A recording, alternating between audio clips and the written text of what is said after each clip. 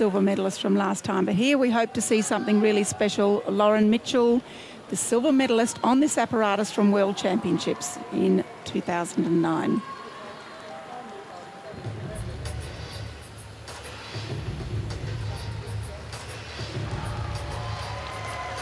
Now this first line, she's got to control her energy. Arabian double front, beautiful.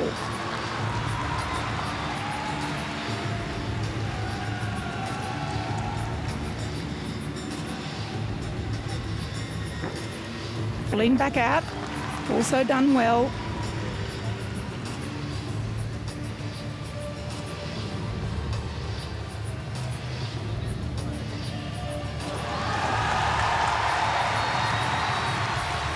Not quite around with that double wolf turn, but nevertheless, still a very nice element.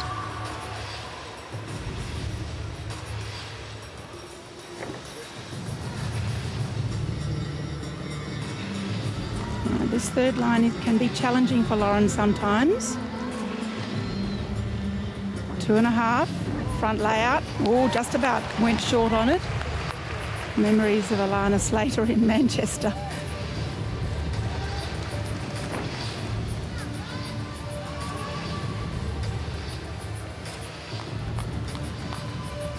Just this last line to go. Let's hope she makes it to her feet. She does. Yes, outstanding, superb. Well, what a refreshing sight to see Australia bouncing back so well after that disastrous beam rotation, and the four girls have just looked so polished on floor. I can see with Lauren a little bit of nerves here. She hasn't competed since last November. But here we go, double Arabian and a beautiful little stag jump out of that.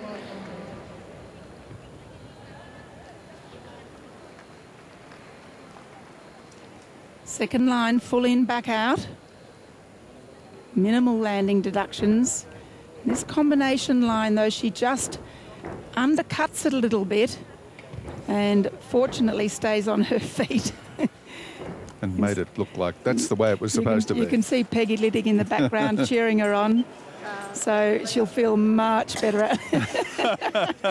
I think she's talking about that third tumbling line, and I think I felt a bit the same watching it too. And Coach Nikolai Lapshin there.